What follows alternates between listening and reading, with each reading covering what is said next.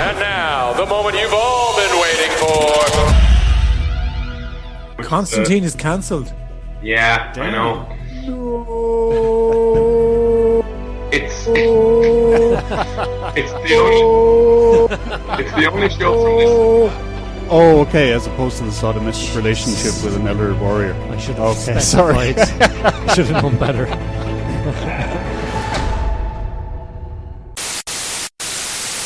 Good evening and welcome to Is It a Bicycle, Season 8, Episode 19, the original and bestest ever TV and movie podcast. My name is Stephen Wrigley and I'll be your host for this evening. Beside me I have an old man who can't understand why his new dating service, Talking to the Mic Baby, isn't taking off. It's Mike McDonough. Live from Vegas, we have a man who's delighted to discover that even though he's only young once, he can be immature forever. It's Sean, Leonard. And in the red corner, it's our cuddly killer, a man who asked, really? A chicken fried this rice? It's Mark, superhero Leonard.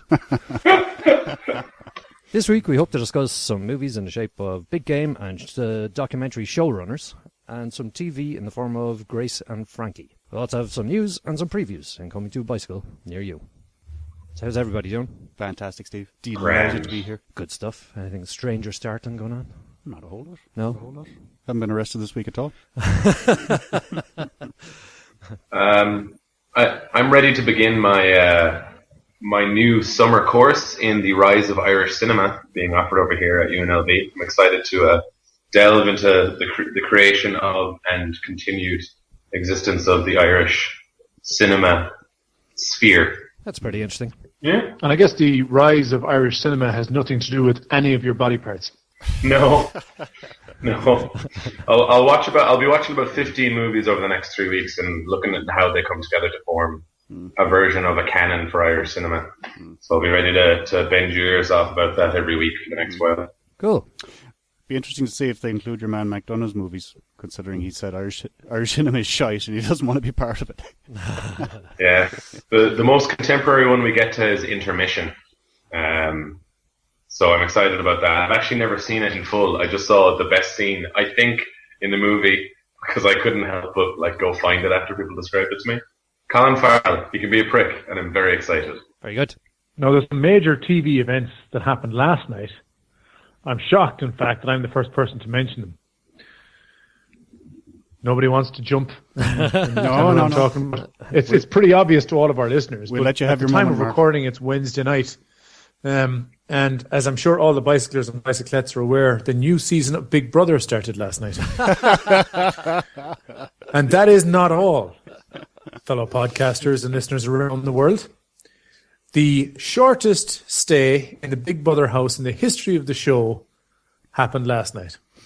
Oh. There was how the short is first short? task. They made use of mobile technology and the Big Brother app, where once all the new housemates were introduced, viewers had 2 minutes to pick who of the five of the housemates to be involved in the task. And the task was basically you opened up this time bomb, and in one of the time bombs it said eviction. And if that was yours, you left. No way. Ridiculously unfair. I heard hearts breaking around the world, and including my own. How heartbreaking must it have been to have known for months you were going into the house, to have gone through round after round of interview where you pretended so hard to be interesting, and all of a sudden, this charade is for nothing. So I don't even remember the name of the guy that got kicked out, because we don't need to remember his name now. He's out of the show. But he was trying to give himself a catchphrase. He kept going, "Showbiz," because apparently that's what he worked in. He works. What do you do for a living? Showbiz. No, that's not a profession. That's the name of a thing. But I still don't know what he did. Like, even in his interview, he just kept saying showbiz. And I said, "How do you feel now you've been thrown out?" "Oh, well, you know what they say. That's showbiz." But I think he was about an hour, maybe an hour and a half in the Big Brother house, and the shortest stay ever. I'm surprised that the Twitter wasn't alight with #showbiz. That's pretty brutal, actually, isn't it? What was the point? Was it just so people would watch the first episode? It wasn't fair. Exactly. Yeah, it wasn't fair. Like, it wasn't fair. And, like, it's not... I don't think it's something that's it's going to drive ratings because nobody knew that was going to happen. Oh, okay. And like what's the point of throwing out somebody? Like you put them through all of the preparation and bringing them into the house. They had their own video to tell us who they were. And that's the last you're probably ever going to hear from them. He did say at the end, this isn't the last you've heard of me, baby. Showbiz. But it's the last we've heard of them. Like. Okay. So that was it, but it was startling that they were doing something so unfair. Like, because there's no test of character or skill or anything. It was roll of dice, and if it comes up snake eyes, leave the Big Brother house. Maybe they're going for edginess. You just don't know what's going to happen next week or next. You've been watching this shite for 15 years now.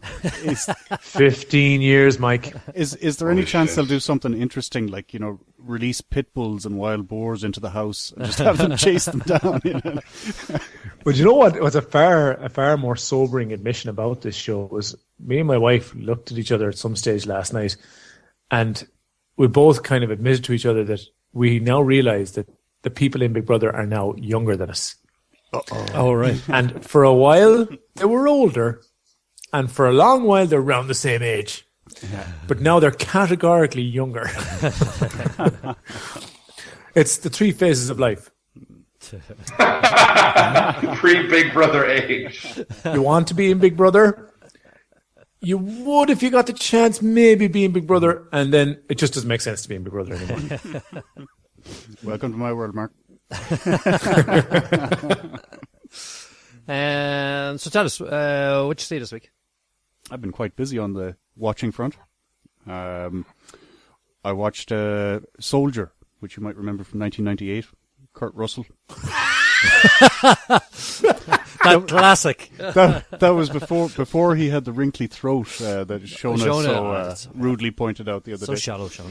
Yeah, and Soldier was actually a big budget movie at the time, and it got panned. They lost a whole lot of money on it. Really? And it more or less ended Kurt Russell's career. But I happened to watch it, and I couldn't turn it off because it's actually a fantastic B-movie. Terrible, terrible big screen leader, but for a Tuesday night B-movie, quality. Oh, really? Yeah, probably a 3 or a 4 on the B-movie scale. Oh, really? That high? Oh, yeah. Oh, it's wow. great. Wow. Yeah, there's all kinds of cliches, all kinds of, dodgy special effects, lead actor that doesn't talk for pretty well any time at all. Did he have his mullet? It was a sort of a mullet. Yeah. And he always had it rocked that kind of Camaro mullet. Yeah, Camaro. Yeah, and he had some interesting tattoos on his face. Oh, right. Yeah. But, if you ever can't sleep and it's showing up on some dodgy TV channel. You're on a bit of a buzz with him lately, aren't you? Yeah, I've got a bit of bromance going Next on would with be there, yeah. Escape from LA. Or something. What else? Helix, season 1. Who's watching that? Yay. Yeah. Did you finish it? Mark, you're nodding. Yeah, I got to the end of season 1. It took me a long time, though. It's become a completely different show right at the end of season 1. Mm-hmm. And for a long time, so I watched a lot of it. We watched it for the podcast. I gave it a thriller. Stayed watching it till about Fushigi, I think was the name of the episode. It was a good bit on, maybe 4 or 5 episodes from the end. And then there was a gap of 6 months. Then I watched the next 4. Yeah. And for a lot of it, I was going, oh, who was that guy? Was he the one with the thing with your one? And you know what I mean, right? Yeah. There was lots of confusion. So luckily, they hit the reset switch at the end of season 1. Now there's a huge twist. I'm kind of excited to see what they do with season 2. Yeah, it was one of those shows. I think I got thriller all around when we looked at it, but I just didn't have the time to follow it up. But this week, I got my hands on the box set, and it's just taken over my life. I've watched 9 episodes this week. Jesus. And it's great. They've taken so many characters and just switched them from good to bad and bad to good. And then who likes who now? And Jesus Christ, it's worse than EastEnders. Right. So I actually never followed up with Helix. I think I watched 2 episodes of it when it happened, and I never went back to it. But I frequent a site called IO9, which is a science fiction site that I go to a lot. Real science, hard science, and also just reviews of TV shows and stuff. And I can't remember what the headline of this review was, but it was a review for Helix, some episode in season 2, some part of season 2 or something. And the headline was something along the lines of, Helix shouldn't make any sense and doesn't, and here's why you should watch it. And I was like, okay, I kind of have to read this. Okay, so I started reading through it, and what it basically said was exaggerated versions of what you guys just pointed out. There's so many things happening every week in terms of changes of status quo. Apparently it gets ramped up even more in season 2. But I'm really, really glad that this show, this balls to the walls, do things make sense, maybe, doesn't matter, next plot twist show. I'm really glad it exists. And I'm never going to watch it, ever. Because it sounds so, like if I didn't love it, I would be frustrated endlessly by the show. So please report back as you move forward. Season 2 is definitely on the menu. Yeah. These days, yeah. Tell me, you go back to the game. I did go back to the game. Yeah. In my intermissions between my Helix watching. Yeah. The game is being reshown on the BBC at the minute. Oh, is it? All right. So that was another show that I think we favoured it all Yeah, around. I loved it. It Yeah, was I a strong watched it. show. Yeah. But again, I just didn't have time to follow it up. Yeah. But with the reruns, Is that the boring spy shit? Like it, yeah, that's right. It was There you go. favoured by everybody except Sean. Yeah. Yeah, it's brilliant. Yeah, there's only 6 episodes or something, isn't there? There's only 6, yeah. But what I really love about it is the lead character. In the first episode, he was my main worry. I thought he was a little bit young and a little bit kind of soft looking. But by episode 2, Jesus, he's a hard, cold bastard. Yeah. And that just wiped away all my fears about this series. Yeah, it's great. Love it.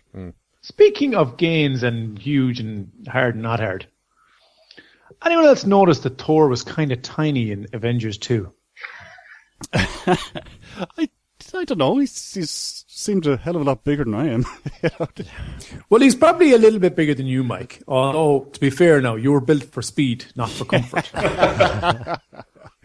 But, no, he was all armor. He was all armor. Even in his let's get my chest topless and wet for the ladies bit. I was kind of going, I'd fucking stare you down. Whereas in the first Thor movie, you'd be going, fuck, man, all yours. Later on. Well, I suppose the litmus test for this is ask your wife. Yes, that's true. Was she impressed when he got topless in number 2? Or Was there a gasp? an audible You know what, sigh? Mike? Now, if we listen to this podcast, I'm going to have to go, baby, them's just jokes. 'Cause we've got a kid that's 5 weeks old. I watched Avengers on my own in the dark of night. There's no way the two of us were at that together. Are you fucking crazy? But I'm glad we have this podcast now to rub it in. John. Sorry, just on that, there's a great article that got picked up by Wired that is definitely worth seeing, whether you loved or hated the Avengers 2. It's called Marvel is Killing. It's something like How Marvel is Killing the Popcorn Movie. And it's really interesting. Like, it's the longest internet article I've ever read the entire way through. Like, it goes into why the Avengers was such a good, like, popcorn action movie, both intellectually in terms of some of the characters' arcs, and also in terms of, because here's what he did right when he was being silly, yada yada. And then even though I like the movie, I still like Avengers 2. It does a very excellent job of explaining some serious flaws in the film, in a humorous way as well as in an intellectual one. And it also revisits some of the other characters' storylines and stuff. I like reading shit after I watch a movie. And if I could recommend any article to anyone this week, or probably even this month or longer, it would be this article on Wired. So go check it out. I read that article as well. It is a really good article, that. Is there one particular flaw? Is there one particular flaw from the article that stands out as well argued? You're going to have to give us more than that, Mike. Seemed like I was talking there, but then Mike started almost as if I hadn't said a word. I was just going to say, from this article that you're impressed with, was there one particular position they took that it was particularly strong? Like Thor strong. Like impressive. Yeah. This just in. Mike talks about positions people take. So, as I was saying before I was so rudely interrupted twice, I thought that in the opening part of that article where he's kind of going, right, look, I don't hate shit movies. I like shit movies. But this is a shit movie. And here's why. I was getting so much fodder for this podcast. Because when we start putting stuff like the popcorn movies, see, now I have a new term for them. Steve, your Brain at the Door film is actually a popcorn movie. Did you know that? No, I didn't know that. So that's what it is. It's a popcorn movie. And then he had other stuff like, see what I normally say, like, I know this isn't high cinema, but I quite like it. Whereas I can just say this is a really good popcorn movie. So it was very useful for that. Mike, please feel free to come along with your boring question now. Fuck y'all. But I will say with regard to killing popcorn movies, the primary problem is that they're over 2 hours long and they no longer have intermissions. So you can't get extra popcorn in the middle. That's a good point, Michael. Mm-hmm. Your stuff, Michael. And that they're the same film kind of in many ways over and over again. Yes. Mm-hmm. That was one of the Especially points. Sorry, Sean, go on. I don't interrupt on this podcast.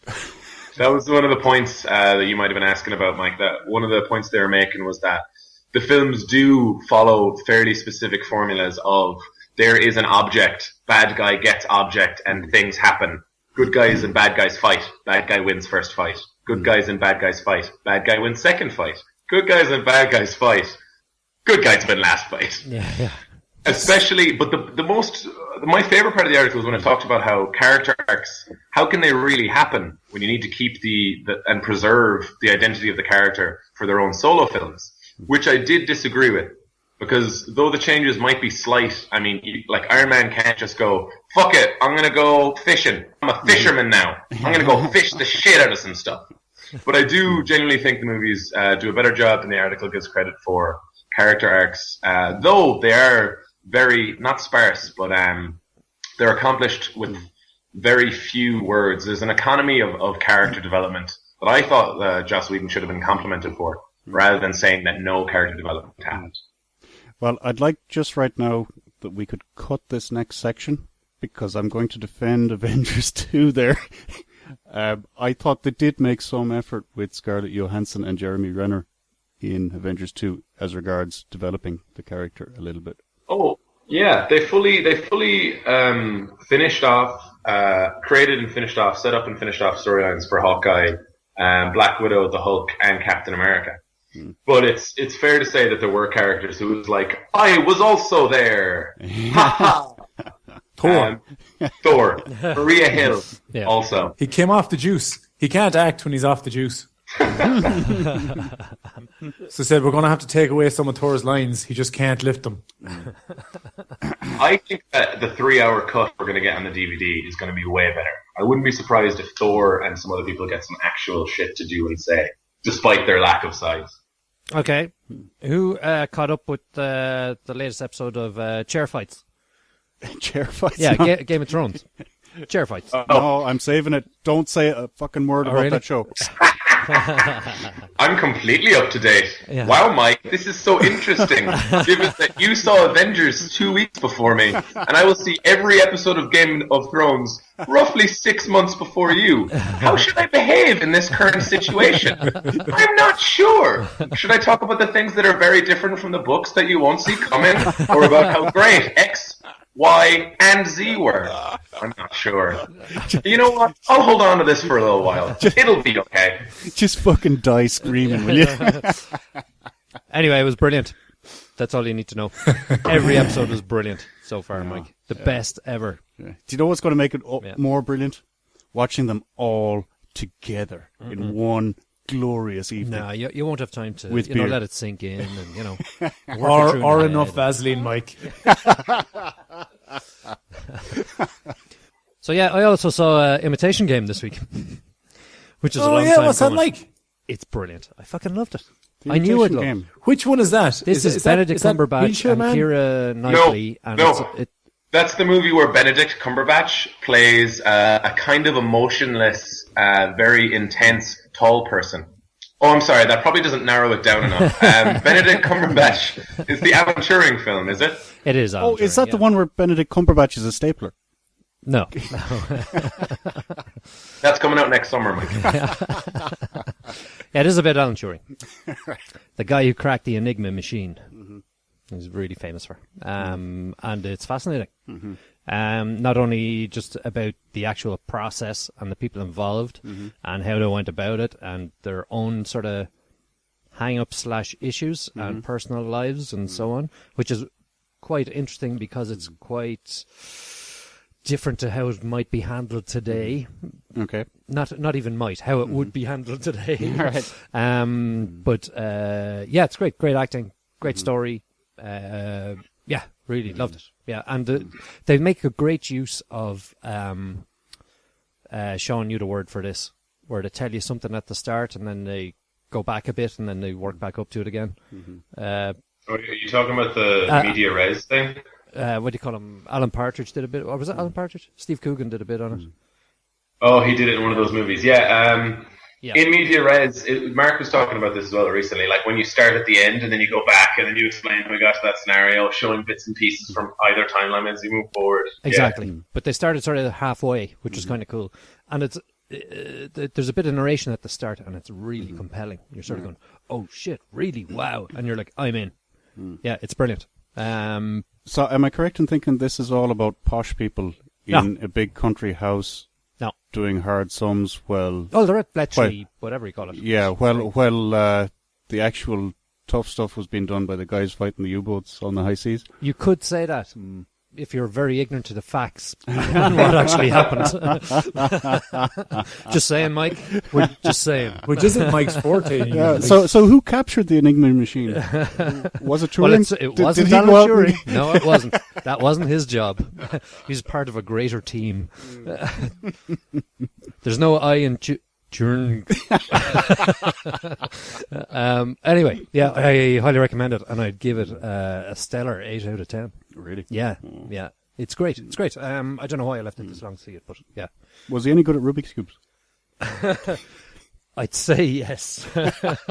Had they been about, yeah. So, anyway, let's go to the news with Sean.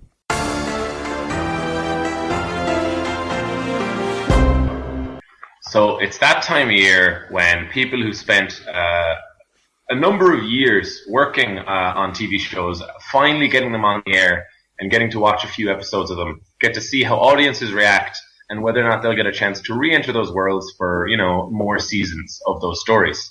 And so I'm going to read out some examples of people who are now depressed because that didn't fucking happen. So these are organized by network. So I'll just be giving some examples of freshman shows that have been renewed and or cancelled. And I'm sure that in the future we'll discuss new shows that will be coming to our screens in the summer and in the fall. So ABC, who were the only of the 5 main networks to uptick in popularity, to uptick in being watched more. Like the only ones. Which they made a lot about in their recent upfronts and discussions with the press, which, of course they would. So Castle was renewed for season 8, which is getting around to that age where we're not sure if they're just going to fucking call it quits or not. Grey's Anatomy, Mark, you'll be happy to hear, was renewed for season 12. Marvel's Agents of S.H.I.E.L.D. renewed for season 3. Modern Family renewed for season 7. Not much there to actually be surprised about. Once Upon a Time is also coming back. Nashville renewed for season 4, in part because No way. in part because the modestly rated show is being funded by Nashville. That's right, actual Nashville. Yeah. Resurrection and Revenge both cancelled. Resurrection after 2 seasons and Revenge after 4. So Forever also cancelled. Remember we reviewed that one back in the day? Yeah. Fresh Off the Boat renewed for season 2, as was How to Get Away with Murder renewed for season 2. All right. Marvel's Agent Carter back for season 2, which was not a sure Sweet. thing at all. Yeah. CBS, the classic Big Bang Theory double renewal for seasons 9 and 10. Elementary is back for season 4. Awesome. Now let's look for some sad people. Where are they? Come on now. Thing There we about go. Elementary is it's like 23, 24 episodes a season, isn't it? Mm-hmm. Fantastic. It's a big chunk of change, yeah. Battle Creek, freshman show, was cancelled as opposed to CSI Cyber, which was renewed. Remember the McCarthys, which we were like, this might be worth watching, this sitcom, yeah, that's cancelled. And remember The Odd Couple, the new Matthew Perry show that we all thought wasn't that good, and because it wasn't that good, it's probably going to last forever. Yeah, that got renewed for season 2. Oh, you're kidding me. No, this is the truth. Arrow renewed for season 4. Thank fuck. No way. And Supernatural, season 11 of Supernatural. I'm surprised, but like it's fine. I'll watch it. And obviously The Flash, we're almost assured. But yeah, that'll be coming back for season 2. Brooklyn Nine-Nine also renewed for a 3rd season. The Following was cancelled. Oh. The Following was cancelled after 3 seasons. I think there were a lot of people who liked that show too. Well, I liked it, and I'm nearly up to date in it, but I can see the point. Yeah. Was it lagging in ideas? Well, no, they had an idea, and it's a pity. It was just a terrible idea. Like somebody should have gone, hold on, is this a good idea? And someone else is there going, no, man, it's an idea. There's no good and bad ideas. What are you talking about? Smoke some of this. So also on Fox, there's some freshman shows. Backstrom, starring Rainn Wilson, is cancelled. Yay! Won't be seeing more of that. Yeah. Gotham was renewed for a 2nd season. Grace Point was cancelled. Last Man on Earth renewed for season 2. No way. 13 episodes. Cool. Yeah. Remember Weird Loners? You know that show I've watched every episode of and really like? Remind me. It was the one with the cousins, and then the 2 ladies. One was kind of like a hippy-dippy chick. It was all about weird people who weren't in serious relationships / married. I do, yeah. Cancelled as fuck. Ah. Yeah, I know. I'm glad I could remind you about it so you could be sad, though. NBC, About a Boy was cancelled after 2 seasons. The Blacklist, Mark will be happy to hear, was renewed for season 3. What else do we have here? Oh, yeah. A to Z was cancelled. Allegiance was cancelled. Bad Judge was cancelled. Constantine was cancelled. Crossbones was cancelled. And Emerald City, a 10-episode limited series, was cancelled before the premiere and then revived for the 2015-2016 season. No way. Yeah. Constantine is cancelled. Yeah, Damn. I know. No. It's the only show from this list that I'm reading that actually has a campaign of fans trying to save it. So the hashtag Save Constantine campaign got some big support this week when Stephen Amell from Is It a Bicycle and also from Stephen Amell, the character who plays Arrow in the TV series Arrow. They both come from DC Comics properties, and Stephen Amell posted out a tweet saying, I'm paraphrasing, but something pretty close to other networks / Netflix and the like. Hashtag Save Constantine and I'll guest star. Wow. Basically saying, like, I'll be in that show if it can keep happening. Dude seriously likes to help out anyone he possibly can. Like, he's one of the biggest supporters of Arrow that there is. He actually gets mad when people talk bad about Flash and Arrow. He's a good guy. He's almost like a hero. He might be on to something. You know, Constantine, if it's missing anything, it's missing abs. Mm-hmm. That's a true fact. I would like to see those soon. That would be Or chin-up bar gymnastics. Oh yeah, salmon ladders.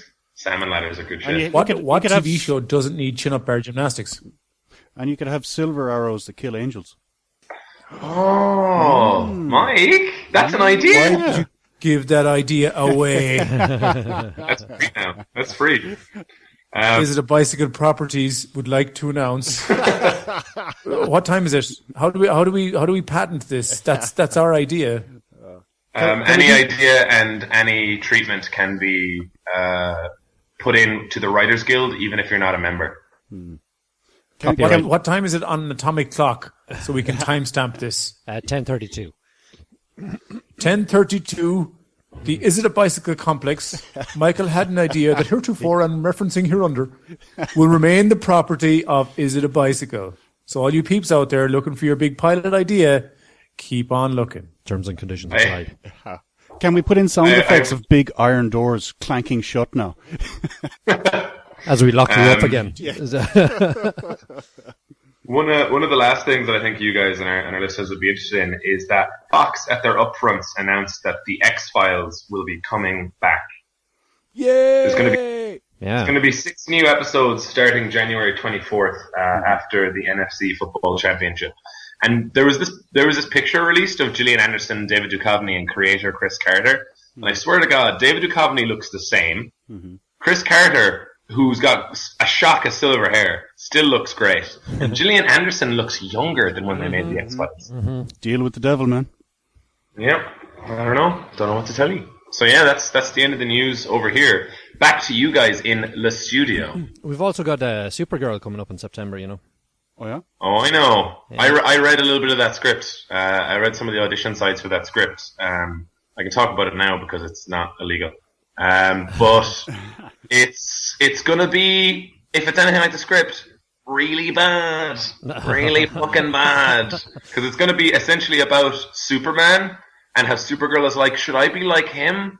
And then it's like, well, maybe you should ask him, but you can't because you don't own that property. So just keep talking about him while he flies around in the background. You can never interact with this very important character.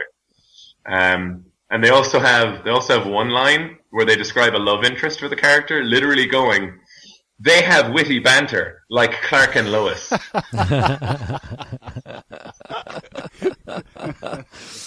They didn't even bother to hide it. They were like, let's rip off this part of that show, and then rip off this part of this show, and then superpowers, and then we're fine. So it's like, this is the science bit for Star Trek or whatever, you know? Yeah. Okay. Let's talk about the first of our TV, which is Grace and Frankie, which stars Martin Sheen and Jane Fonda.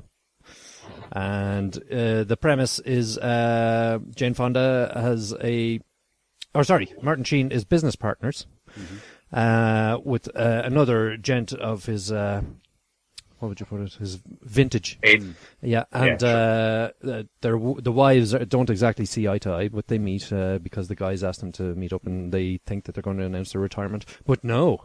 Oh no. They announced they're lovers. You can imagine all the drama after that. So, yeah, it goes from there. That's basically the premise. So they're dealing with their husbands wanting to move out and move in with each other.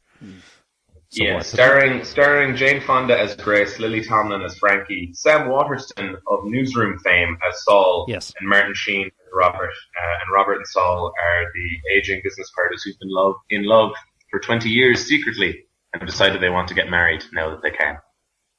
And Lily Tomlin is of Newsroom fame as well, right? Jane Fonda. Oh, was that Jane Fonda? Damn it. Yeah.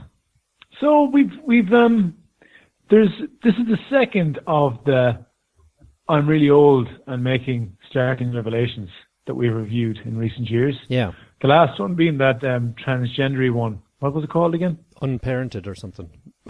No, I know. It's the Jeffrey Tambor show, Transparented. No. Transparent. Transparent. There we go. Knew something like that. That was the one, yeah. It was somewhere between me and Steve. We're nearly there. So Transparent is really popular. And there are some elements in common with this show.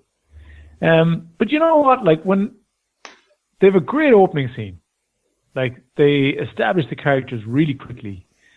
And I thought within minutes, I said, oh, I can't wait to start hating this show. Because I already don't like either of these characters. And then Martin Sheen comes in and I said, that's fucking Martin Sheen, like. Yeah. And I said, I'm probably going to like him. Like, he finds it very hard to be unlikable. Yeah. And within minutes, they make the revelation that, okay, I'm breaking up with you, he's breaking up with you, and the two of us are getting married instead. Shock horror. And once the guys kind of fade into the background, and the whole odd couple relationship of the two female main characters started. It really started to work. It became enjoyable. So this is the opposite of the kind of show that I like usually. But I think I might actually watch another episode or two. It's really like there's some really nice moments throughout. There's a couple of really poignant moments where Lily Tomlin's character talks about being heartbroken in particular. I thought was just really striking, and just the way that they deal with it, because it's not all that far-fetched an event, so you can relate. And then they deal with it in a really realistic and well-written way, so you can relate to that as well. So there was just a hell of a lot of emotional resonance in the whole first episode, so I liked it. Well, okay. So there are some resonant moments in this. Like, there's a great scene of Jane Fonda's character, Grace, taking off her accoutrements, her beauty accoutrements for the day. Like, she's looking in the mirror and taking off, like, what I thought was real hair turned out not to be, and like she's taking that off and stuff. And I thought that was, and she's looking in a mirror going like, this is who I am. And it seems that the way she made her money was something to do with modeling, because we see her in a supermarket later on staring at a box of hair product with her face on it. But and there are some really nice lines like that. Like when she and Martin Sheen are having one fight, Martin Sheen just asks her, like, were you ever really happy with me? Were we actually that happy and that in love that you're really that upset about this? Yeah. And she said, I was happy enough. I thought that's just how people were. I thought we were normal. Which I thought was really interesting, because that's a thing, right? How do you even know when you've reached that level of, okay, this is the best I can do, or I am in love, or are you just, do you just kind of love this person enough to be with them, yada, yada, yada. I thought that was interesting.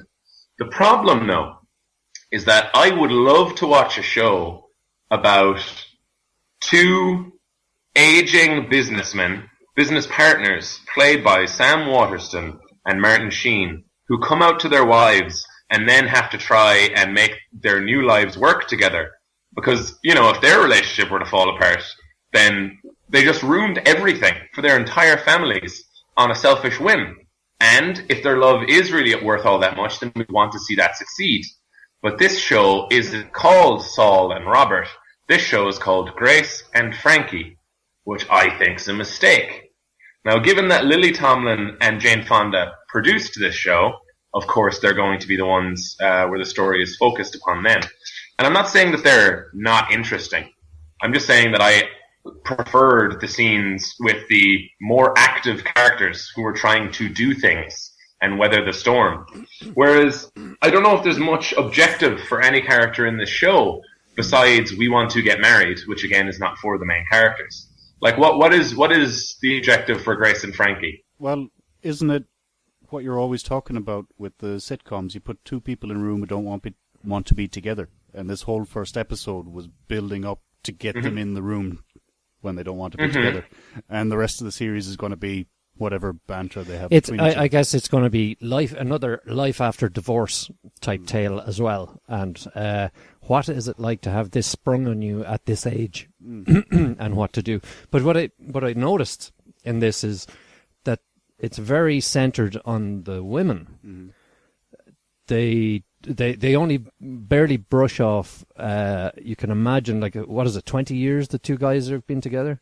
Like that's 20 years of, the torment of not knowing their own identity or being able to express, or be their own identity. Oh, I think they well knew their identity. No, but you know what I mean. Not being able to be themselves. I thought that was a point that, that they missed. They could have done something with that, but it's very much focused on the two women, which I guess it's Grace and Frankie, so.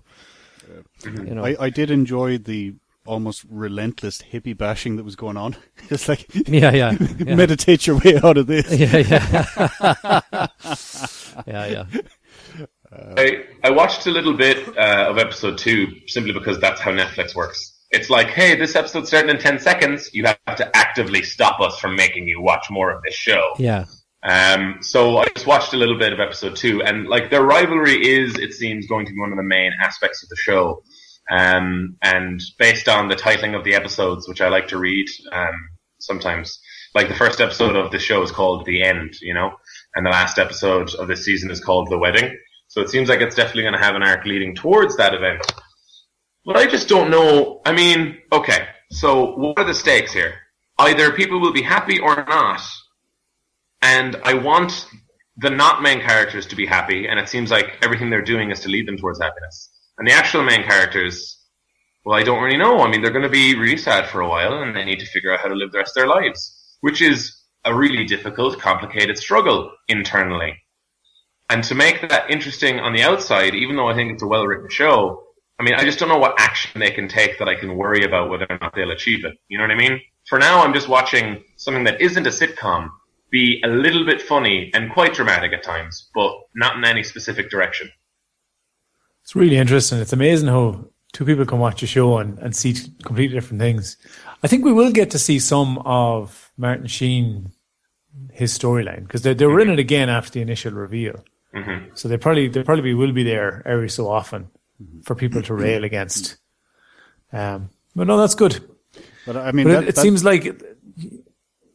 Sorry, I was just going to. No, Mike, why don't you continue interrupting me? I'll just interrupt you. I was just going to say it's given away in the title credits. It says "and Martin Sheen," so he's obviously going to be a minor character in the series.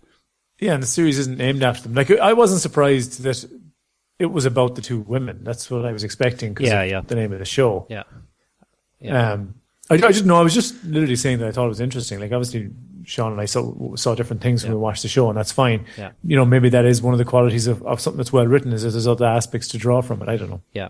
I am expecting, like I said, that it's going to be a life after divorce kind of a story, and it's going to be about, you know, jokes about, I'm getting old and my eyesight's going, and, you know, difficulties like texting, you know, that was another thing, and stuff like that. You know, I have a feeling that this is the way it's going to go, and it's not going to go back and spend too much time on the lads and how they're dealing with their new lives apart from the going, I'm so fucking happy. You know, but I mean, like you might have missed it there, Mark. I was just saying that they never really addressed the fact that the two lads have been in the closet for so long, and how they have been in turmoil about that, you know.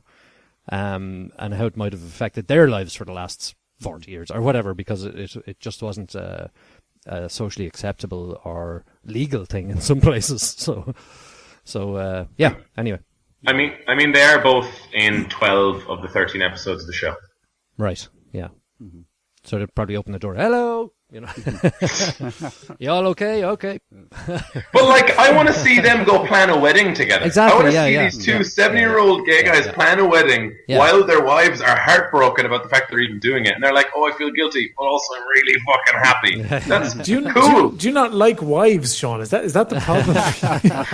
No, I like wives fine. If that was the case, you would think that watching them go through what's, you know, going to be probably the last and the most heart-rending experience of their lives is going to affect them, you know. Like the things we like to watch, you know, usually are where there's change and there's conflict. Like, it seems like the two men have just blossomed into the people they always wanted to be, and there's, you know, that's going to be them for the rest of their days. Whereas the two ladies all of a sudden have had what they thought they knew ripped from under them, and they have to completely rediscover themselves. There's going to be a hell of a lot of character development there, which is usually what's more interesting. I just think that they're passive and being changed by the world around them and the people around them, whereas the two boys are active, like they're actually doing things. I just think that it's problematic in scripts to have passive characters, to have things not, like, to just happen rather than to have them do things. So I'll be interested, like, I would like to find out, if you guys do keep watching it, what action these characters take as they move forward. Yeah. We should also mention the minor characters, the children. I knew you would. I knew you would. I thought the daughters in particular were very strong. Brooklyn Decker specifically, was it? Yeah. Like, given they had very little time on screen, they made a large impression on it, or a little impression, which is. But I just thought, are they actually sisters? They, like, for two unrelated people, they look quite alike. Not unlike each other. Yeah. And I think they're going to be pretty important as the season goes on. They've set up. Shut up. To who, Mike? To Mike, Pretty of course. important to who? No. There's a particular interaction where the two daughters come into the room with Martin Sheen and his wife, and it's quite obvious that there's a different value system being applied from each of the daughters. Yeah. Which I thought was quite well done. And, despite, what you think about how I look at the world, I thought it was an interesting way of of shooting that scene. Right. And it has potential to make it a show that's not just about the two main characters. All right. Mike, I'm afraid that doesn't seem like it's going to be the case. Already? Based on everything I can know about the show, simply from the cast list and what episodes people are in. All right, they've been dumped in season 2 or in episode 2, have they? Well, the kid who was in the most episodes is in 6. Well, So, just this has come from a man. Just to quote him, I don't get women. Well, also I don't understand them. Boom. Fucking shit, man. Okay, so thriller, yeah, I guess. I'm actually going to say this is a good show that I don't think is interesting, so that's filler for me. Yeah, I'm probably going to watch more of this. All right, so I'll give it thriller. Mike? Don't know what to say about this one. I thought it was quite well done, but it's not aimed at me. Okay. So Did you like it? I thought it was okay. It was far less offensive than I had anticipated. So yeah, I'm going to give it a filler. Fuck it. And it's thriller from Mark as well. Thriller from Mark, yeah. Okay, so moving on, we'll go to the first of our movies, which was a documentary by the great Des Doyle called Showrunners. Sean, you want to tell us a little bit about this? Sure. Showrunners is a documentary looking at some of the essentially most prolific and important showrunners in Hollywood working today. A showrunner is the guy in charge of a TV show. For example, they talk to the showrunners for shows like Bones. They talk to J.J. Abrams, who was a showrunner on Lost for a little while. Basically, they talk to almost every important, or at least a vast cross-section of the important showrunners of the current so-called golden age of television, about what their jobs actually entail, what kind of work they actually do in terms of, deciding the large character arcs for everyone, and then making sure that the show can happen based on the team that they put together. And yeah, for anyone who's more interested in learning about the guy who made this movie, Des Doyle, I actually did an interview with him a while back that you can find in our interviews page at the top of www.isitabicycle.com. Isitabicycle.com. That's all lowercase, no space, and no question marks, please. I think a stroke of genius with showrunners is that they didn't just pick very successful TV shows currently airing now and then look at the showrunners for that.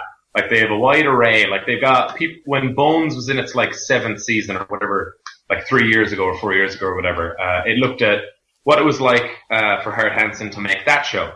They also had a show that was in its freshman season, as well as talking to people like Joss Whedon, who, do a lot of different things, but made their start, or at least, their most visibly recognizable start as a showrunner for shows like Buffy the Vampire Slayer, Angel, and Firefly. And looking at how those things are different, and how to build teams for those things, and just what to do about them. We even got to see some people looking at ratings and how to feel about that, yada yada. I don't know. I mean, we review film and television, so we are clearly the choir that they are preaching to. We want to know more about those things. But I feel like anyone who watches television would be a little interested in how what they watch comes to the screen. That's the way I feel about it. There was an interesting mention of us in that show, actually, in Showrunners. They talked about there's two or three types of people. There's the people that don't know anything about how TV should be made, And I said, then you've got these really annoying people who think they know how it's made. So like you have one person who likes your soup, another person that thinks you should have added more salt. And I was just thinking, I was watching that is so who we are. Like we are that group. We think we know that your TV show is good or bad. And then he's talking about the third group being the professionals that they're involved with. So we're the 1% that they story editors. We're the 1% that they ignore then. Yeah. Yeah, like plainly none of these people are downloading Is It a Bicycle, where all of us think that they've had too much or too little salt. I think you're right, Sean, that it's sort of geared towards either those in the business, and not so much those who would be watching just TV in general audience. I thought it was really interesting. I thought it was brilliant. But of course, we do this every week, so it would apply to us. I loved the insight it gave us. I didn't realize that they had such a strong position. I knew they were a showrunner, but I didn't realize that,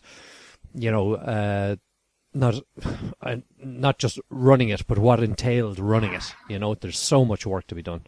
And I thought it was fascinating that people actually do not just one show, but 2 or 3 shows at the same time, which some of the showrunners were sort of nearly aghast to think that someone could actually do that, So yeah, it kept my attention for the full running. Yeah, enjoyed this.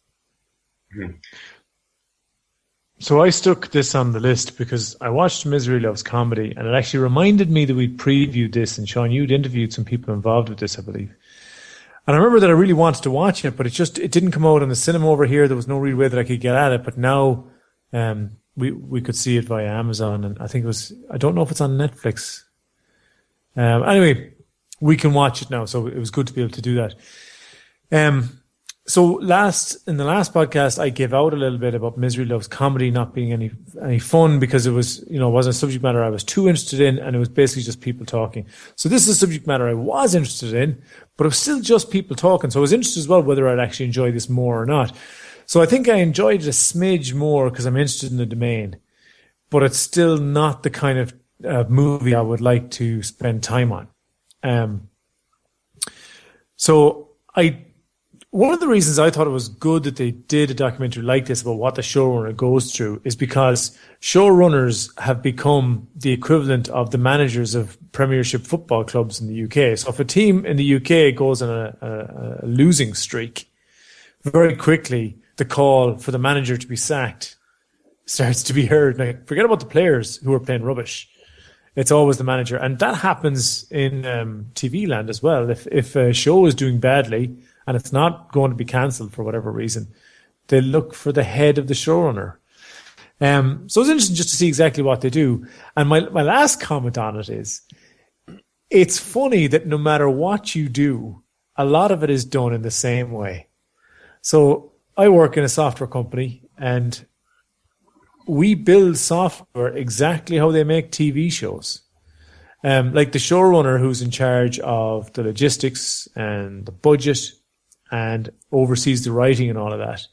That's essentially what a software development manager does. It's only it obviously relates to a product, right? And the way they put it together, and I found it really interesting when they're having their meetings, where they would have, they start with their outline and then they break it down into acts, and they have an idea where the arc is, and they go away and they write up the various bits and come back together. Like, that's exactly what you do when you're making software. It's the same.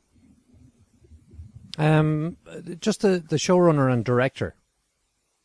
Where's the interaction there? I didn't hear too much mention of directors.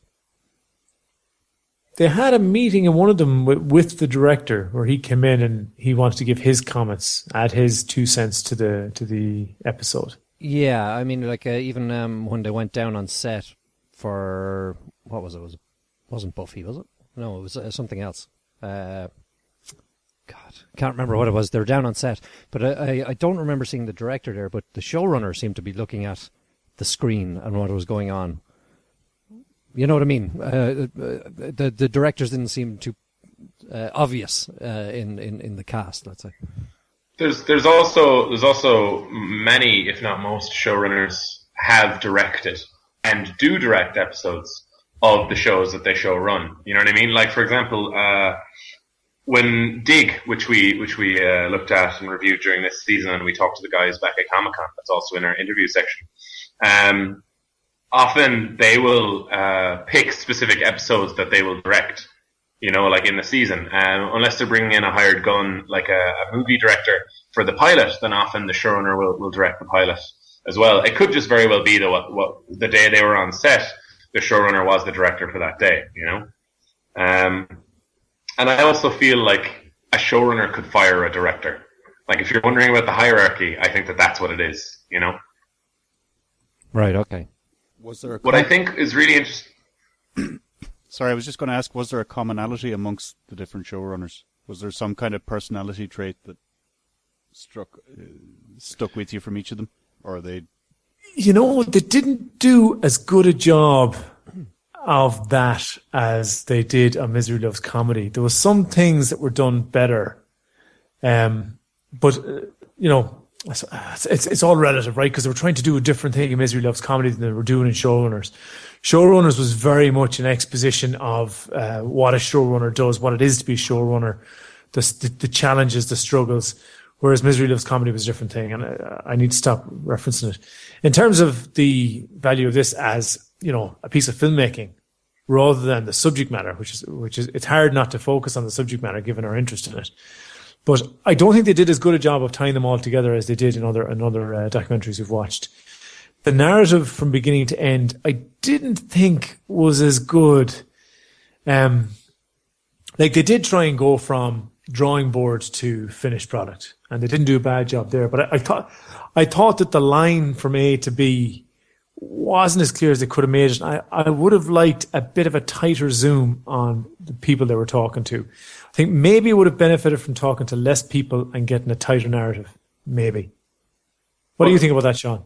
The thing with that is, one of the ways that you get the punters in seats is the names they recognize, or like the TV shows that these guys work on. Because I think even if you're not interested in the making of TV shows in general, if you're going to be seeing an interview or a few interviews with guy who made my favorite show, or guys who made 2 shows I watch regularly, which is why I think they had so many. And also with the documentary, that's always the problem and the gift, right? Shoot everything, and then you have to edit down to what you want, what you think will be the best film, what you think will be the thing to keep in and thing to exclude at the expense of the other thing, So I don't know. I think that in this one, maybe talking to Mike and to Mark's points, they showed that showrunners were different.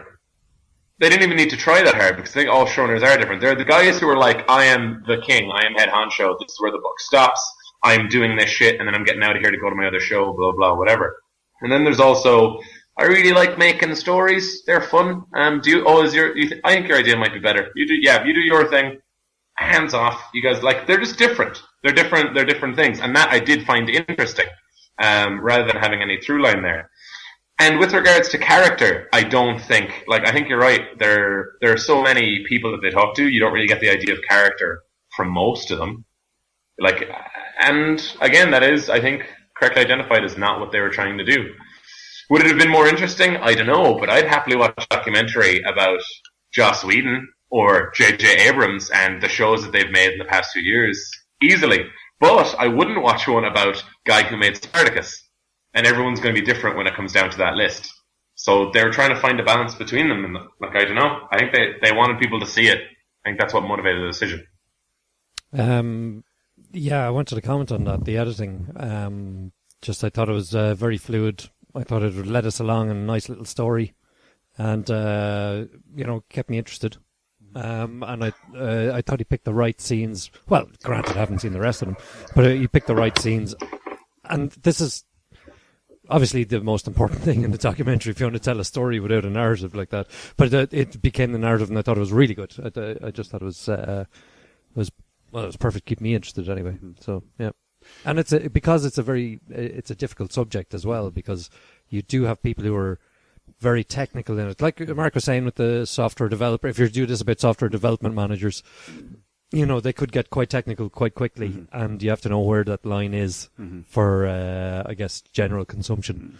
Did you find it inspiring at all? Like, we've looked at documentaries where, you want to be Senna, you want to be Hero the sushi guy? No, I know it's a job I don't want. Yeah. Yeah, Right. yeah. The same as that. Even though I have an analogous job in software development, I have very little interest in that. Yeah. I guess like I did find it interesting the career path. I was actually thinking about you, Sean, as I was watching this, and I wonder, is this the ladder that Sean is stepping onto? You know, but it doesn't sound fun. Like I'm a huge fan of video games, but I never looked for a job in video games development because those guys are constantly raped by the industry. And while there's a lot of accolade leveled at showrunners, there's also pretty fucking punitive damages leveled at them too when things start to go wrong. And I think there's too many things that they're trying to pull together and too many plates they're trying to keep spinning. Yeah, I enjoyable, can't remember who said it was, but one of them said if everyone's just kind of pissed off at you, it's a good day. You know, you know. I thought that was a brilliant way of putting it. You're doing it right. Yeah, you're doing it right. You're doing okay. You know, so yeah. It also seemed to me it completely justified why in the credits you always see that people have assistants in show business in Hollywood. Showbiz, that's what it is, right? Why do you need an assistant? You can't think about what you're going to eat that day. You can't fucking do that. There's no room in your brain for that shit. You are literally living in, minimum, one other world, while also running multiple people's lives / the life of the show when it comes to budget and scheduling. You need to be in so many different places that you're probably going to need someone to drive you there because you need to make 6 phone calls on the way to the bathroom. Like, this is just how it is. And, like, looking at that, you need to be okay with working 18 hours every day. Yeah. You need to be okay with doing that. You need to enjoy in some way doing that. You have to live it. You really do. Mm-hmm. Yeah. Yeah. If it's not your life, if it's a thing you're doing just for the money, no, there are no showrunners like that. Yeah, you have to find. You know what I mean? You have to really find it rewarding and so on. You know, not just financially, but. but I can definitely see being that way as well, though, right? Like even when they showed a writers' room for Bones where they're outlining an entire season of the show, right? And then the dude who was about to outline it was looking at the cameras and going, "This is going to be really spoilery. Are you sure we can do?" And he was just like, "They're not coming out for a few years. It's fine. Like, don't worry about it." And then he just starts to like talk about some of those things. I wouldn't be able to half-ass that meeting, no matter what role I had in it. You know what I mean? Like, Seeley Booth needs to have a character arc in season 7.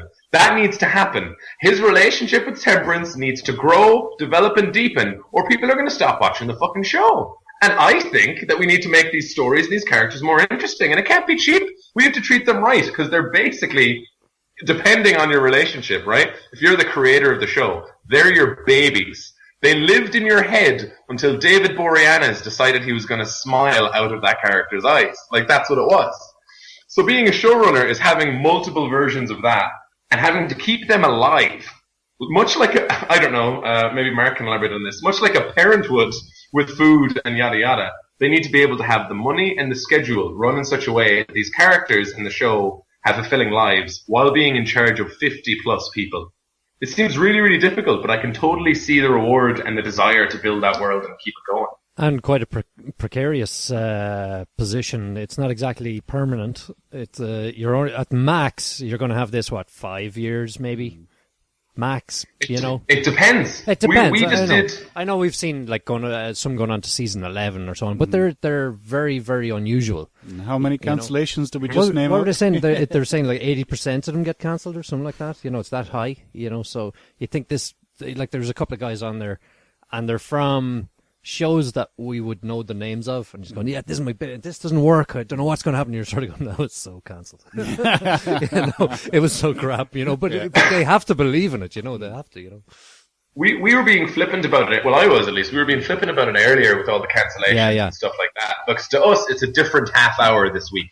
You know what I mean? If this show exists, I'll watch it. That's 20 minutes of my life every week, sure. Yeah. But 100 pilots are being developed with the 5 big networks. 100. Wow. How many of those are going to get 2 seasons or more? And how many people are involved in the background as well, Exactly. How many people are out of a job next week, Cancelled before the pilot. Hate that. and the development process, especially watching showrunners and knowing what the development process is like.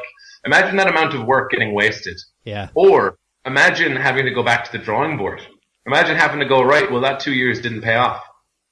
Back to go do another 2 years, I guess, work on some other show, hopefully. Yeah. I did like that the opportunity is still there for people to get their, write a script for an existing show and then get a foot in the door. I thought that doesn't exist anymore, but it does happen. Obviously, it happened. Well, granted, the guys that they're talking to are in the business quite a number of years, but it's good to see that people can go, do you mind having a read of this and see if you like it? I'm sure they get thousands of them, but it's good to see it still kind of works. Writing a spec script for a show, as Sean Clark, former writer for Early Edition and Sliders and the like, and Coach, etc. One of my professors, spec scripts almost never get you a job on the show you wrote the script for. Yeah. But it is a measure of going, actually, this guy managed to write an episode exactly like the episodes that they write. So if we put him on our staff for some other show, I think he'll be able to fit in. So, I don't know. I think it's interesting. And anyone who's interested in the area or is interested in TV slightly more than the average amount, I think would really, really like this documentary. I mean, what does it do? It documents a process. It informs us. I think, and this is, take this with a pinch of salt because of how interested I am in the subject area. If I wanted someone to make a documentary, this would be one of the top 5 things. I'd be like, do a documentary on this, would you? It'd be this, how to have a strong and fulfilling relationship with a woman, and also how to dress properly when you're 24 years old. Like, give me those 3 documentaries, and I'll sit down and watch them in a row. That's a triple bill for me. So I'm going to give this an 8 because it found me. It was like, here you go. Here's the movie you wanted to be made. Thanks. Yeah, and by Irish people as well. Like, it's really cool to be able to see it through that lens. And do listen to that Des Doyle interview, anyone who hasn't. Mark? I think it's a 6 for me, for different reasons than I gave Misery Loves Comedy a 6. This is up from above average because I enjoyed the subject matter. I think it's a good treatment of it. There's a lot to learn in it. It just didn't grab me. It didn't seem as cohesive as other things we've watched. So, but good nonetheless, and worth a watch. 6. Okay. I'm going to give this a 7 because you really enjoyed it, and it's it's definitely worth a look if you have an interest in TV almost as much as we do. I think it's worth a look. Yeah, I don't think it would be a great general consumption kind of a documentary, but certainly those who've any interest in the workings. Yeah, 7. So next up, we've got the second of our movies, which is Big Game. Mike's going to tell us about Big Game. Big Game. Aren't I the lucky one? Haven't seen this movie. Big Game is the story of an American president who ends up in the back arse of nowhere in Finland and has to get bailed out by a young lad who just happens to be passing by. How did he get to the back arse of nowhere? It's not a spoiler, surely. No, it's not. I think it was in this trailer, wasn't it? There's quite a bit of it in the trailer. I think it's in the trailer. Premises, yeah. Fair enough. Basically, he's on Air Force One, heading for Helsinki, and he gets shot down. And unfortunately, he doesn't have a whole lot of backup available. Is he the only survivor, is that? He's not quite the only survivor. Okay. But he's the only one close. Okay. Yeah. Okay. So you got Samuel L. Jackson, and the young Finnish lad is called Onni Tomila. I hope I haven't butchered his name too badly. Okay. Who do they play? Who does Sam Jackson play? Samuel L. Jackson. He's the goddamn president. Jesus Christ. I've never heard of that before. That's pretty interesting. Yeah. Imagine what would happen if the president was lost in Finland. What an interesting movie that could be. So, the premise is, president is lost, and the young lad just happens to be there because he's going through a rite of passage to become a man. In his northern Finnish culture, when you get to 13, on your 13th birthday, you have to go out in the wilds for 24 hours and hunt something big. Oh. So, doesn't get much bigger than the President of the United States. Yeah. So are they like, what do you call them? Those dudes in Greece. What do you call them? Now, Steve, that's uncalled for. No, not those dudes in Greece. The other dudes, 500 or the 800. What do you call it? Yeah. Are you talking about the Greek tradition of an elder man taking on a younger No, boy no, to no, teach no, him? Oh, no. the Spartans. Spartans. No, he's talking about Thank the you. Spartans. Spartans, thank you. Yeah. Yes, and It's similar to Spartans where you're sent out to survive and kill stuff. Oh, okay, as opposed to the sodomistic relationship with an elder warrior. I should have sorry. specified. I should have known better. I am talking to Mike about Greece. I'll add that one to the list of topics. This is the thing. Up there with cat suits, swimming pools, the age at which you can start to drive a car, how to drive a stick shift, any word that resembles sticks or anything in any way phallic, clouds that look a little bit like boobies, women's names beginning with an A, B, C, D, E, F, or any other vowel, ladies who like to punch things, and in general, things. It's not my fault, it's fucking history. Go on, Mike. Spartans, yes. Yeah, yes, like Spartan. Okay, so he was out rite of Yeah. passage. Yeah. Yeah. And he bumps into the president. Yes, Yeah. which was quite fortuitous, because the only other people that are in the Only woods... for Samuel. No, I want to go on. I'm joking. The only other people that are in the woods are trying to kill Samuel, or at least capture him. Okay. Yes. So, it's basically going to be a buddy movie Yeah. and a chase movie. Oh. And I don't know, could they get on? Yeah. Despite their different backgrounds? Could they get away Yeah. in a PG-13 movie? Did they have a row and separate at one stage and then realise that they couldn't survive without each other, so they got back together again and then fought their way out? Strangely not. Oh, okay. I'll give them credit for it. Okay. They do the relationship far better than I would have expected. Mm-hmm. For a start, the young lad is a bit crap. Well, he had I remember from the trailer he had a lot of sort of American accenty type phrases for a Finnish guy. Well, actually, that's not overly abrasive when you're watching the movie. Okay. He does sound really, really Finnish a lot of the time. I was surprised they didn't put in Okay. more subtitles, to be honest. All right, okay. But like in these movies where you have a youngster as the hero, they're often very competent. This fella is not, and that's part of his character arc, is going from a bit crap to, oh Okay. shit, I made it. You know? Okay. I have a use in the world. So he hasn't got an amazing ability to put an arrow through a bear's eye at 200 yards or anything, does he? No, and that's what Yeah, surprised brilliant. me. Yeah. So I thought that was a good tack to take. Yeah. Yep. Yep. And Samuel L. Jackson, again, they've reversed our expectations. You know, he's the badass motherfucker from so many movies. Yeah. He gets the living shite knocked out of him. Oh, really? Is he vulnerable? He's very vulnerable, you know, and he's not getting any younger, our Samuel. And the baiting he took while making this movie, his stuntmen certainly earned their really? keep, is all I'll say. So it is surprisingly well done. Oh, wait, did he fall off a cliff and land in a tree? Even better than that, What? in a freezer. No way. Classic. All right. Yeah. So you've also got characters that you'd probably recognise, like Ray Stevenson is in there, Yeah. and Felicity Huffman is in there. Oh, yeah. And they're always fairly solid performers, and they do a good job in it. Is she a CIA director? Of course, she is. there we That's go, yeah. that's what Felicity does. She was born to play that role. Yeah. So the plot, such as it is surprising, Okay. which is surprising, Yeah. and the cinematography is pretty good. It's a great advertisement for Finnish tourism. Oh, yeah.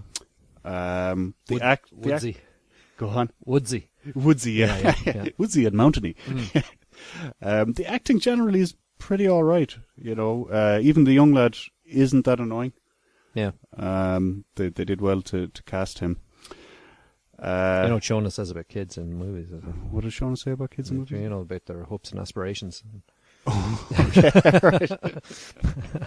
You'd have heard it the podcast before last, was it? Or the one before that? Yeah.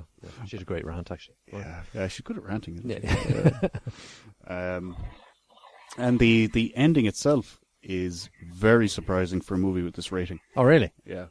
I did not see that coming. All right. Okay, I'm glad. Yeah. So, like, it had the potential to be just another standard hokum action movie with a kid kind of thing. Yeah.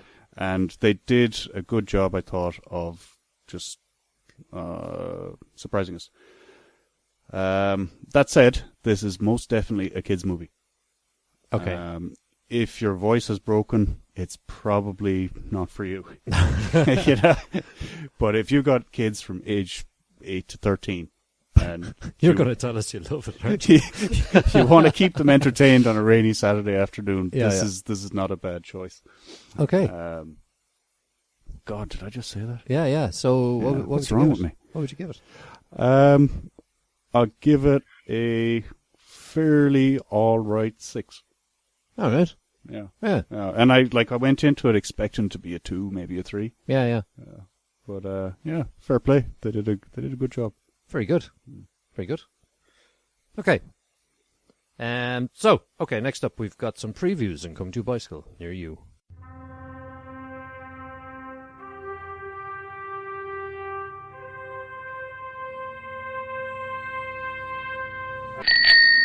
Search Party is our first. A pair of friends embark on a mission to reunite their pal with the woman he was going to marry. But where is he? Mexico, naked. So Covered in someone else's cocaine. yeah, what a stickler of an issue to of a problem. Yeah. So this stars T.J. Miller, who we know from Silicon Valley, and Thomas Middleditch, which we also know from Silicon Valley. So yeah, what do we think of this? Looks like Road Trip all over again. Kind of does look like Road Trip, all right. Yeah. Except Kirsten Ritter's in this as well. Actually. Crossed with The Hangover, maybe. Exactly, yeah. But it kind of looks funnier. It looks a little bit more lighthearted. And I think, you know what? I could be misguided because I know the two guys so well from Silicon Valley and that humour, which I'm hoping this is as well because Silicon Valley works so well. But anyway. I don't know, the trailer looks a bit iffy. Well, what it seemed like to me was that T.J. Miller's character, Erlich Bachman, the only thing that he's changing about the way he plays a character in this movie is it's less of a guy who's interested in the finer things in life, and everything else is pretty much the same. But Middleditch's character is completely different. Like, that dude is so transformed in Silicon Valley as this incredibly tight-mouthed, tight-lipped, everything clenched. Oh my God, everything's going to go wrong. I can't really speak properly in front of people. Like, that's not in his portrayal in this film. Seems like he's going to get the brunt of the beatings in this movie, while the rest are coming to save him. And the cast is good. Like, they're from a collection of TV shows where those people played some of the funniest, most standout characters. So I have faith in this movie. I'll happily watch it. I think it could be as good as The Hangover. And I love The Hangover. Like, that is one of those movies that mattered to comedy in the 2000s. I think I'm with you on that. I fucking hated The Hangover. You always do. Mark, would you watch this? I think I might, Steve. Yeah. It seemed like I hate trailers that are really funny because you're worried that they're the best jokes. Yeah.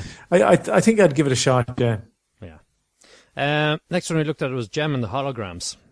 So this stars Juliette Lewis and Molly Ringwald, and it's about a girl who records a song secretly, and her friends upload it to YouTube, and she hits bazillion hits and gets signed for a major deal as Gem, and all her mates as the Holograms, and it sort of takes off from there. So it's kind of a Bieber-esque story, isn't it? Yeah. Also looks like they told us the whole damn story.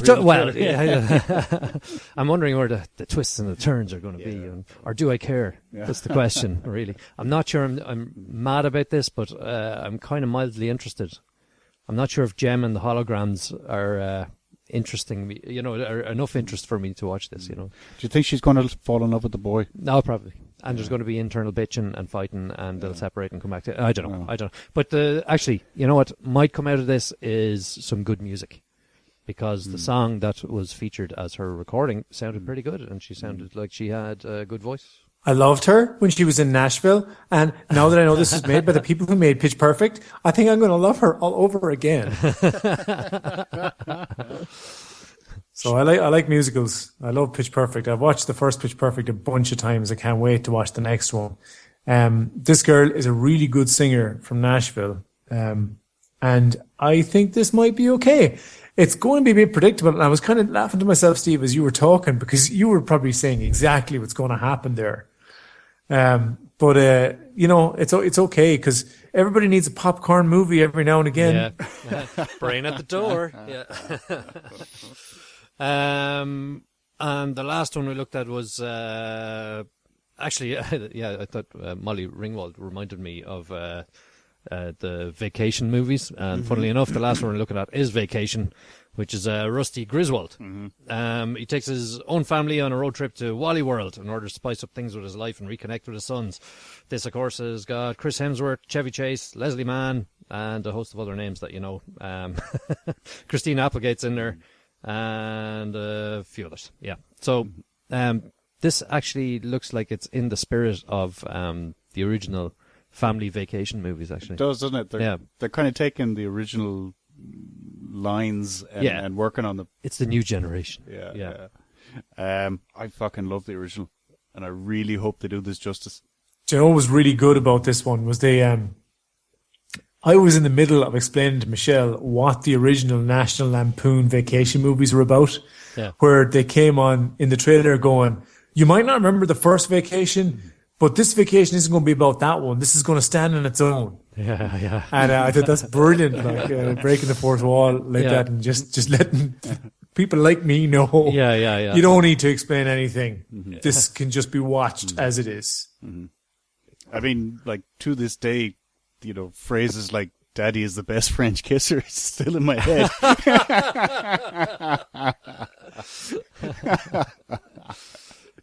What I thought was interesting as well is it kind of shows some of the things that are different about the world in general, right? It does seem that the Griswold family still have a penchant for saying things that, to an outside observer, are horrific. They're absolutely terrible. I don't want to even say them, because if you manage to see this movie without seeing the trailer, I think there's going to be a lot of LOL moments. But the first thing we see about one of the kids, and tell me if this is what it was like back in the first Vacation, the first thing that we see is one of the kids go, "This is some bullshit!" This is what kids in movies, and in real life, unfortunately, are like now. They like to curse at their parents all the time. Mark, look forward to it. But it's interesting, right? They're going to have their iPads. They're not going to need to talk to each other. They're going to be playing on their Game Boy Colors. They're going to have the headphones in the thing, and they're going to be like fingering each other and stuff. It'll be amazing. It'll be all around family fun, right? You know. You took a dark turn there, Sean. No, I was just trying to hang out with everybody, with the two in the pink and one in the stink. It's fine. Jesus Christ. That's a bit of a shocker. Yeah. So, So you're looking forward to this then, obviously, Sean. Yes, I quite enjoy these kinds of films where things go wrong in humorous fashions. Yes.